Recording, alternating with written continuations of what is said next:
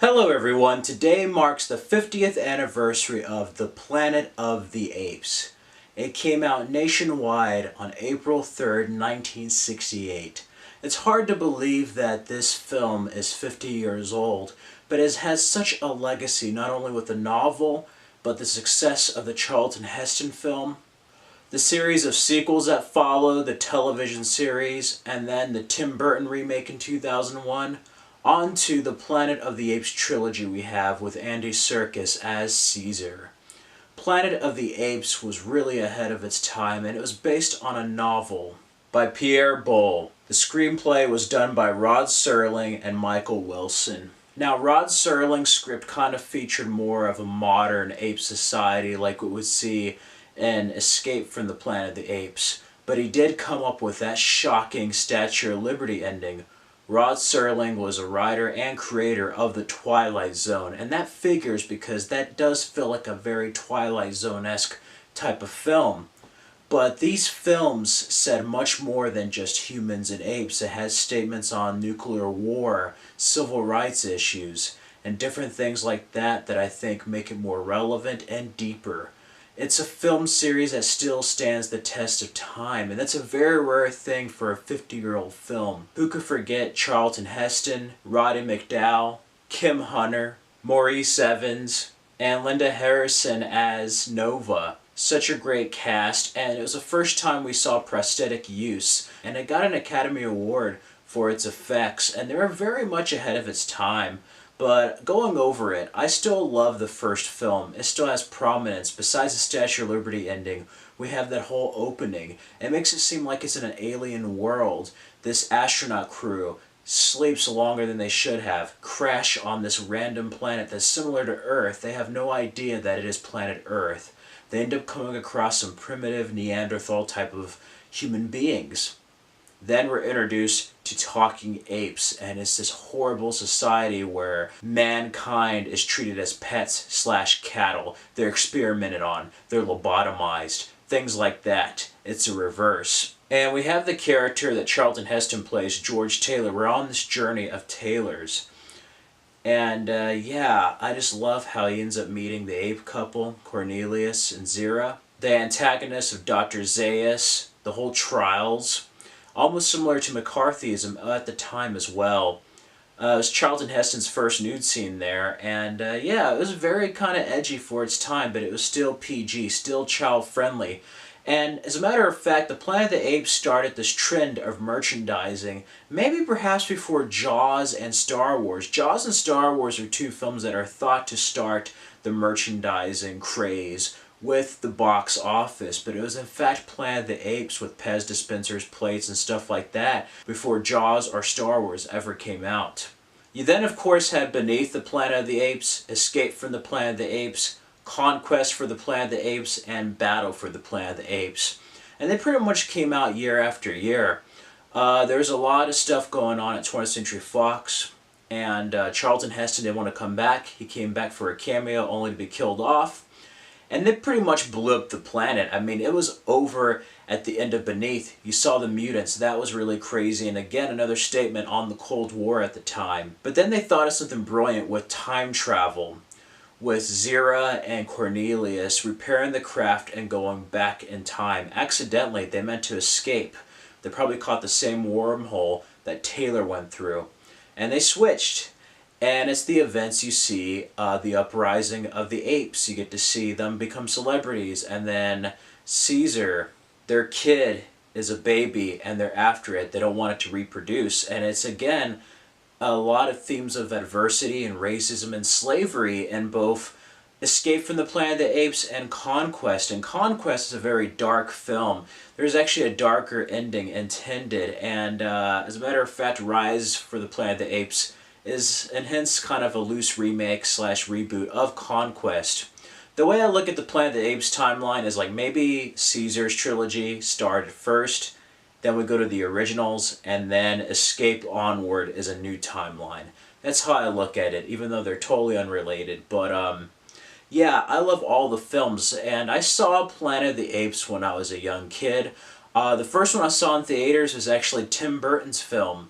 Now, it was actually very well done, It had the same type of effects, just Mark Wahlberg's performance left a lot to be desired. They made some changes. It was more true to the book with it being a separate planet instead of Earth, but they try to one-up the ending, and other things about it just felt short for me. It was a good science fiction film, I just missed the other themes that made the original films and the new films so relevant and really strong individual films. Caesar's with Rise of the Apes, Dawn of the Apes, and War for the Planet of the Apes really brought back a lot more of the heavier themes of the earlier films. And I think the Planet of the Apes series is not only a long-lasting series, but it's an important one, because despite it being about apes persecuting humans and vice versa, it really is about the human condition. Like many great science fiction tales, it really is a statement on the state of the human race. I mean, how did apes take over the world? Because humanity destroyed each other, and there's something really great to be said about that. How we treat each other, how we treat those below us. There's even a power scheme within the ape community as far as the chimpanzees, the gorillas, and the orangutans. There's a certain type of class issue that's shown with humanity. And I like that. Certain themes of betrayal that are Shakespearean, like in the Andy Serkis Apes films with Koba and Caesar. You have Woody Harrelson's character as that general, the humans. There's a shift between him and the other humans. A virus going around, so that's really great, and they kind of updated it in the new ones. The original was atomic war. This one is more of like a super flu or virus, a simian flu wiping out the population as well as themselves. But yeah, Planet of the Apes is just a classic film. I wanted to go more in depth, but the 50th anniversary kind of crept up on us, and I just wanted to briefly reflect upon the legacy of the Planet of the Apes. We also have some very strong female characters. And Kim Hunter again plays Zira, and she was actually a very prominent actress, but unfortunately during the time of McCarthyism, she was indirectly tied to some communist ties. And she wasn't really directly tied to it, but you know how it was in the time during McCarthyism. She was blacklisted. So she did a lot of theater work, and Planet of the Apes, Zira was the first role she came back into film, a major motion picture. And she did such a great job. Her and Roddy McDowall really are the heart of the original series. The only one Roddy McDowall's not in is Beneath the Planet of the Apes, and you can really tell because he does a great job, not only as Cornelius, but he really advances with Caesar. He's two different people, and you do buy that he's their son. I like Ricardo Montalban's character as his father figure over Caesar.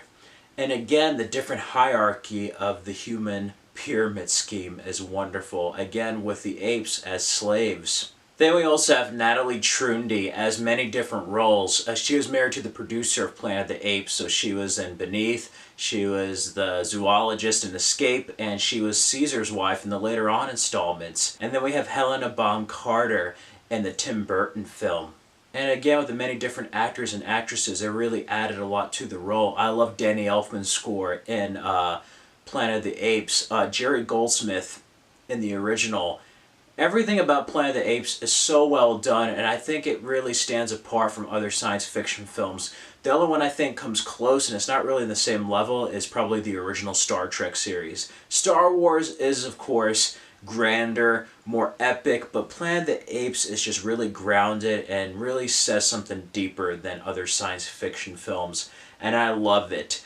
I have them on Blu-ray, and yeah, looking back on this has been copied, this has been parodied in other films, and there still is no other ending as shocking as the Statue of Liberty, except for maybe Soylent Green with Charlton Heston. He's in another movie that has a doozy ending, but yeah, all the elements just came together in the right way, and I think Rod Serling's involvement and that of the directors really helped elevate it away from something that was the novel. The novel was really good. It was like apes in everyday clothes, like the end of the Tim Burton one, or Escape from Planet of the Apes, but there's just something about the time period it came out in that still resonates today, 50 years later. As a matter of fact, some films kind of age or not age very well, you know. Some of them are very relevant, some of them lose relevance. Well, the times we live in, I feel like Planet of the Apes has gained even more relevance than when it first came out. And because of that, I still think it's an American movie classic. I think it's a film that needs to be watched, studied, and just sought on after as a masterclass. If you want to make a good film, Planet of the Apes is one of those films you have to look at. If you have never seen Planet of the Apes, any of them, or the new one, I highly, highly recommend it, especially the original film. I highly recommend it if you've never seen them. Go ape shit and watch Planet of the Apes. Seriously. There was a short-lived television series, as I said earlier, but besides that, the films ended in 1973. We had a 2001 remake, and then these new films. And who knows, maybe there's going to be more, but I just am fascinated not only by the story, but the technology, the way they use of prosthetics, the way they acted as apes, and then that was elevated with motion capture with Weta. No matter which Planet of the Apes films you grew up watching, no matter which ones you watch, they still have an important place in American cinema. And yeah, happy 50th anniversary Planet of the Apes. Again, if you've never seen them, check them out. If you have seen Planet of the Apes, let me know what are some of your favorite moments, what's your favorite film, and also let me know what it was like when you first watched Planet of the Apes. I think I saw it on CBS one Saturday. They used to air movies, older movies, on television, and I was just kind of like bewildered by it. Something about it seemed bizarre, but I would always remember that Statue of Liberty ending. It was so shocking, and Charlton Heston's there. She's like, damn them. God damn them, they did it, didn't they? They blew it up! And it was that ending. And of course, you saw that parody in Spaceballs, but yeah, I really love Planet of the Apes. I just want to go briefly over my thoughts on it. I think my favorite is still the first. I really like Dawn and War for the Planet of the Apes, but I also like Conquest. That one's very dark. I really like that. And Escape, again, is kind of heartbreaking. I first saw Beneath Planet of the Apes on TBS Superstation one time when I was sick. And I didn't see the other ones till later. I saw Conquest before Escape and Battle. But that's just my brief thoughts and overview of this series and why it still stands strong 50 years later. Again, let me know in the comments below, what did you think of the Planet of the Apes series? Have you seen it? If you haven't seen it, go see it. Go bananas. And yeah, if you like this video, click the like button, comment, and subscribe for more videos. You can also check out my other retrospective anniversary reviews of Saturday Night Fever and Titanic.